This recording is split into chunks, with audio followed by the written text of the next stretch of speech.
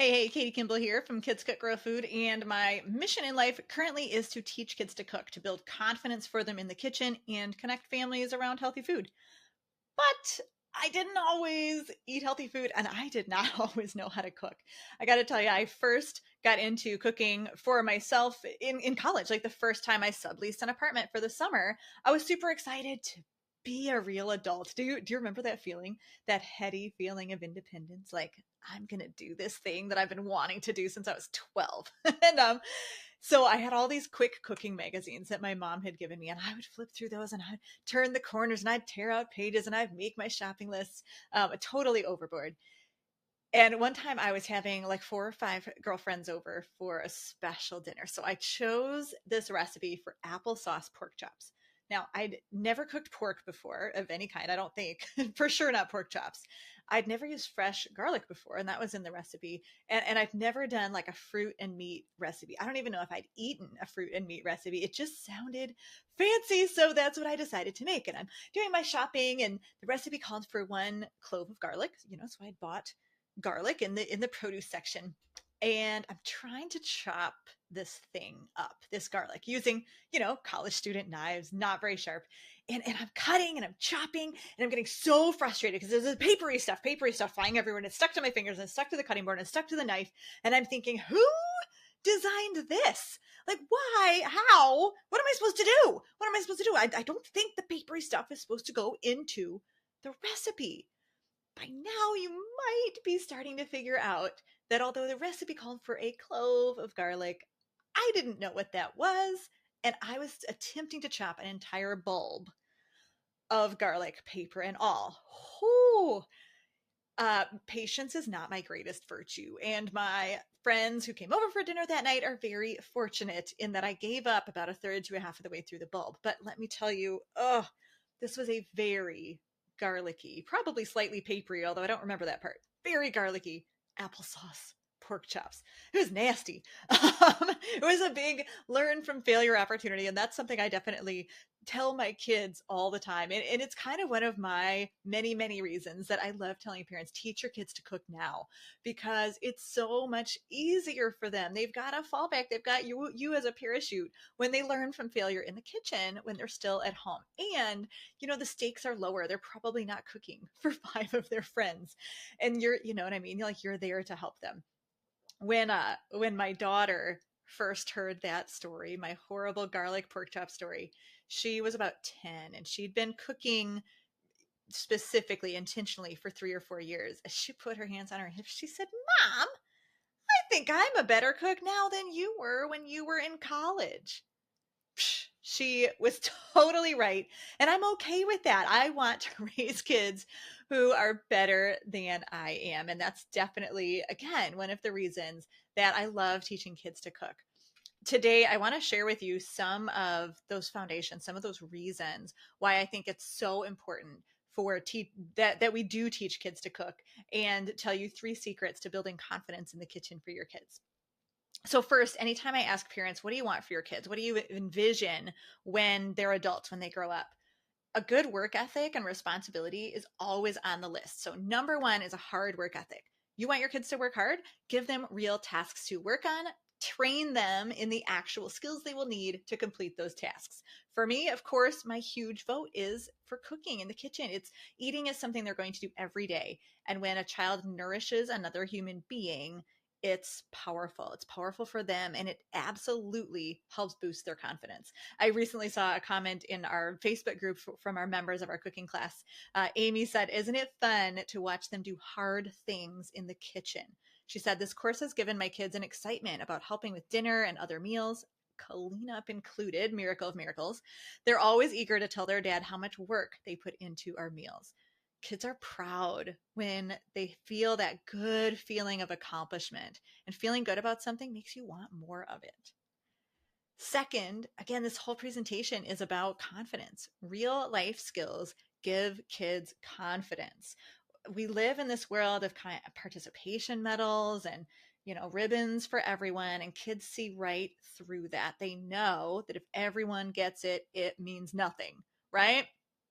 So if you want your kid to have real confidence, show them what it feels like to keep someone else alive, right? What can be a more important task, a more important authentic skill than cooking food for other human beings, right? It's an incredible feeling. And we also know there's this thing that psychologists call the confidence competence loop. So competence, it means you know how to do something. You can do it. You are competent. And when you feel competent at something, in this case, cooking, it feels good. That raises your confidence.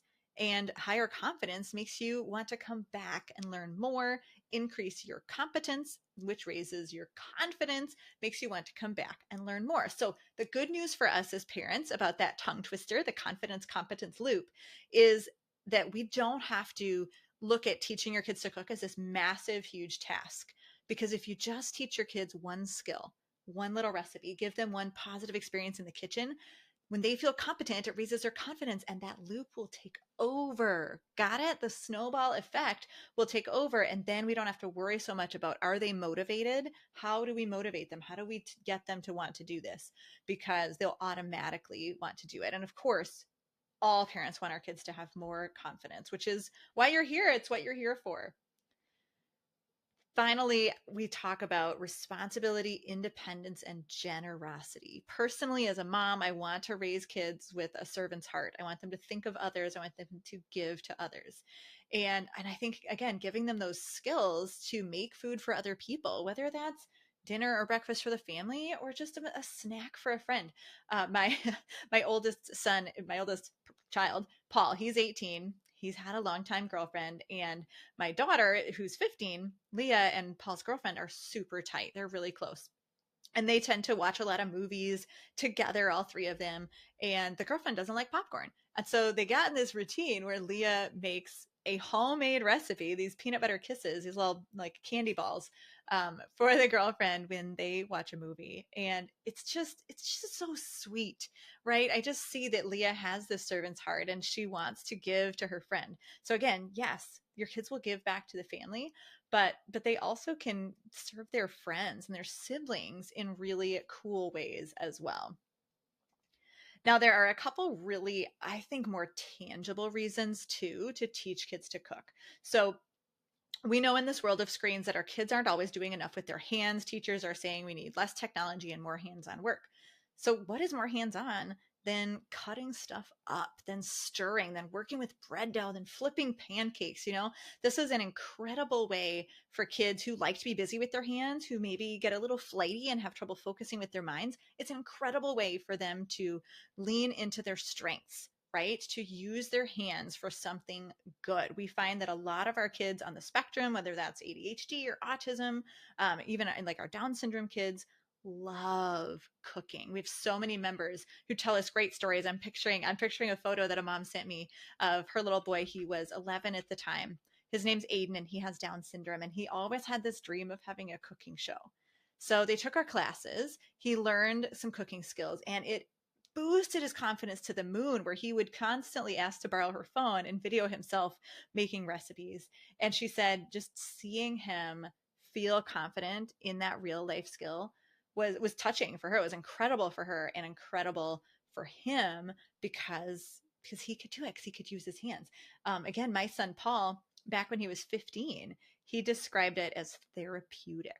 So we often have a list of chores we need to get done on the weekend. And Paul would often sign up for chopping the vegetables, whether that's for dinner or like a lot of times in the summer here in Michigan, I'll buy a big basket of peppers and we have to freeze them. You chop them up and freeze them. And he'll sign up to do that. And he said, I like that as a task because it feels therapeutic. Huh, how cool is that? It feels therapeutic. I like to call it therapeutic creativity, because not only are our kids creating things with their hands, but also brain science tells us that when we're working with our hands, it actually opens up the upper parts of our brains and the storytelling creative parts in our brains. So we can actually become more creative. Our kids can be more willing to tell stories when they're doing something with their hands. Now, a lot of sociologists and counselors will say, play with Play-Doh, paint, right? Do crafts. And I'm like, well, what if our kids were cutting stuff up? Right? Now we're being productive. We're getting dinner done. We're working together. We're bonding as a family, and they're more willing to tell us their stories. Right? And so they have this cool therapeutic creativity. So, so good. Now, I've got to know how many of you have picky eaters. Picky eating is kind of an epidemic right now. It's getting worse post pandemic, I believe, because of all the stress kids went through. They want a sense of control in their lives. And so, if you've ever thought, whether you have a picky eater or you just thought, man, I just wish my kids would eat more vegetables. I just wish my kids had a wider palate or were a little bit more adventurous or, approached food with curiosity instead of like, ew, yeah, I don't like that being their first reaction. What's really cool about cooking as a tool to combat picky eating, well, it's a couple things. There's a couple of really cool things. First, it removes them from the table, which removes any stress or pressure to eat that they may have felt through no fault of your own through at some point in their lives, right? Some kids come to the table and they're like, oh, somebody's going to make me eat something. Stress goes up, appetite goes down. Bummer. That's what looks like picky eating. But also, every human has a certain threshold for each food. So, your toddler, your baby might try applesauce and they love it on the first try. They might try peas or broccoli or spinach and they don't love it on the first try and they don't love it on the second. And you might have one of those more selective kids that even after the 10 proverbial tries, they still don't accept that food. They don't love it. It's not their thing. So, what if your kid has a threshold or a bucket of 150 tries that they need for certain foods, particularly those more bitter vegetables? Man, 150 tries is a lot of pieces of food to put on their plate and throw away day after day after day. That can feel exhausting. What's awesome is that every exposure counts to fill what I like to call that exposure bucket. So let's say your kid, and none of us knows the exact number, right? But let's say your kid needs 150 exposures to broccoli to accept it as a food that they're going to enjoy. Shopping for the food, washing the food, cutting up the food, cooking the food, serving the food to the family. Every single exposure point adds to that bucket. So when you're teaching your kids to cook, it's getting them closer faster to being willing to eat those foods. Oh, how cool is that? I love science. I love science. And I love when science reflects what feels right. A lot of people say, oh, when kids help cook, they're more likely to eat. And again, it's not magic pixie dust. They're more likely, they're not guaranteed, but it helps. And it makes a long process shorter. Even if it still feels long, it's shorter than the really, really, really long, right? All right, I promised 3 secrets to building confidence for your kids in the kitchen. And I like to say teaching kids to cook is all about what we think, what we say, and what we do and what we have them do. So when we think about teaching our kids to cook, we need to really think positive thoughts and set proper expectations. I truly believe the biggest mistake parents make when they're teaching their kids to cook is that they just have they have the wrong target for their expectations. This is different for little kids and big kids. So when we think about little kids, sometimes we get frustrated because they're so slow, they're so messy.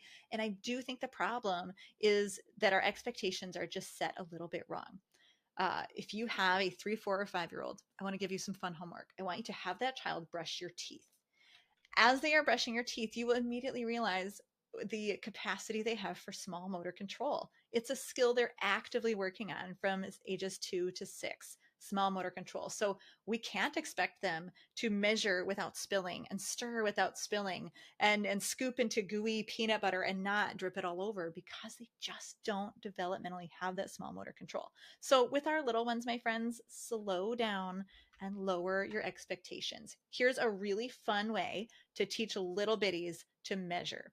I want you to get out your measuring spoons and your measuring cups, just your basic 4 of each. Have them put those in size order. That's a great preschool skill, by the way, ordering by size. And then teach them some new names for these. So the tablespoon's going to become the dad. The teaspoon will become the mom. Half teaspoon is the kid. Quarter teaspoon is the baby. It's very simple. I know not every family is kind of shaped that way, but kids will get it from storybooks. And we've tried other things as, my team and I, like, what if it's mice and elephants? Nothing works as quickly and easily for our little ones as mom, dad, kid, baby. Super easy. And then the cups are the same. Once you have this shared vocabulary, which takes like 60 seconds to teach, then you show them how to measure a teaspoon flat using a butter knife to scrape. We call it snow plow it flat here at Kids Cook Real Food, to scrape that flat. 2 quick lessons, 2 minutes max. And now You can give your little child a task while you are cooking. They can go to the table because you don't have to see them. You have a common vocabulary. Honey, can you find the mommy spoon? They can run it into you. They got all the energy in the world. You do not have to slow down, moms. You do not have to stop cooking. Okay. I need a mommy spoon of basil. You give them a little bowl, you give them the basil, you give them the spoon. They practice those skills, and then you can compliment them at dinner for being the person who made dinner feel so good. Confidence, competence loop. Your kid is in it and they will love it. That same big mistake happens with our bigger kids in the opposite direction, meaning that sometimes our expectations are a little too low for our big kids. As soon as they can read, they can follow recipes. And a lot of times we get stuck in a rut as parents. They're still dumping and stirring. They're still helping us with the recipe and just doing these really like tertiary, unimportant skills. As soon as your kid can read, 6, 7 years old, teach them how to read a recipe, raise those expectations, get them to the stove, teach them what's hot and what's not. We do this in really fun ways at Kids Cook Real Food. I'd love to be on your team. But if we don't get to work together, that's okay. You can still teach your kids to cook by breaking things down into little bitty steps. And it's so exciting, right? Kids can make entire recipes on their own if you can just teach them one skill at a time. So it's not overwhelming for you, it's not overwhelming for them. If you keep it kid friendly and if you raise your expectations. All right. So that is all about what you think, your expectations. Number 2 is what you say, because words make a big difference for kids. So my 3-step superpower process here at Kids Cook Real Food is demonstrate, guide, and coach to independence. Step 1, okay, what you say. I want you to demonstrate what you're doing. Talk through every little step. When I teach kids to carry a plate, little bitties to carry a plate, it's a 4-step process, okay? And we talk about each individual step one at a time. So I want you to show them before you give them tools. Next, you're going to guide them.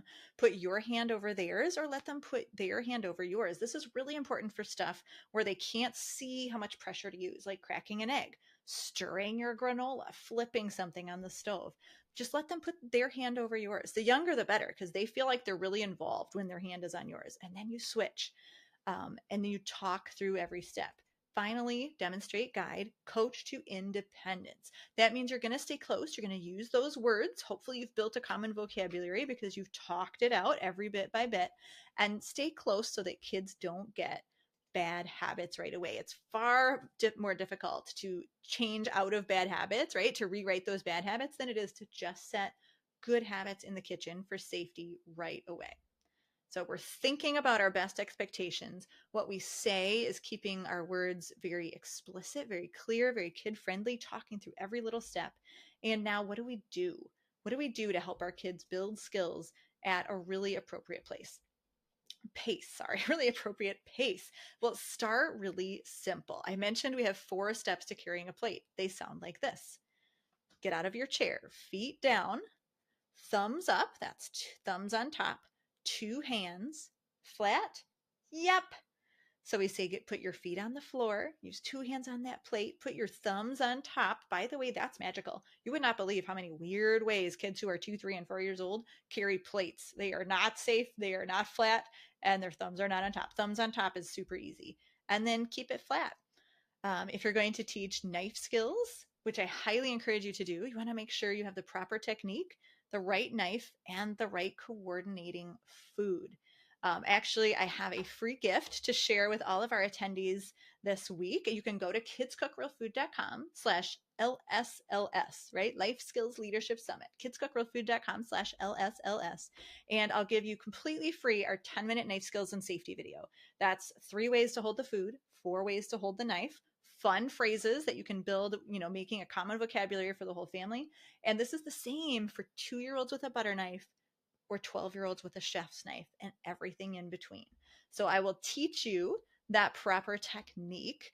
What I want you to know before you jump into that class is that you want all your kids to start with dull knives, like a dinner knife or a butter knife, no matter their age, but especially our little ones. When they feel comfortable with the skills at that stage, move them to a short paring knife. Okay. For a lot of our members, this is happening at age 4, 5, and 6. Sometimes it's 7, 8, or 9. It just depends on their maturity, their readiness, your confidence in them. When they feel really confident with that paring knife, and again, this might happen between the ages of 7 and 12, then you can graduate them to the big chef's knife. To keep them safe, here's what you do. You make sure the knife matches the food. Okay, so the butter knives are going to be used for bananas or melons or soft things like pears that maybe you've already cored. The paring knife is going to be used again for the medium density foods like zucchini and cucumber, two of my favorites for early paring knife skills. And then little things like radishes or strawberries, right?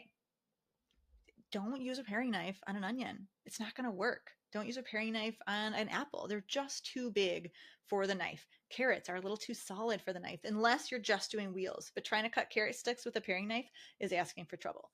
Once your kid graduates to the chef's knife, now the world is your oyster. I do recommend that you keep your chef's knife blade length to about 5 or 6 inches, and then they go up to 12. That's way too big for our kids' little hands.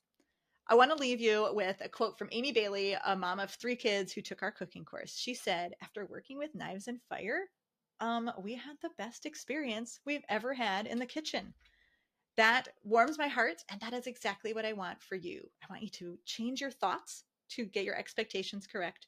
I want you to change what you say to break skills down into little bitty steps and keep it kid friendly. And I want you to change what you do and implement some of these techniques, like teaching your little ones measuring and using that knife skills class to build confidence and competence in your kids. I'm Katie Kimball from the Kids Cook Real Food e-course, and I'm just thrilled to be able to share this with you today. I can't wait to hear what your kids do in the kitchen.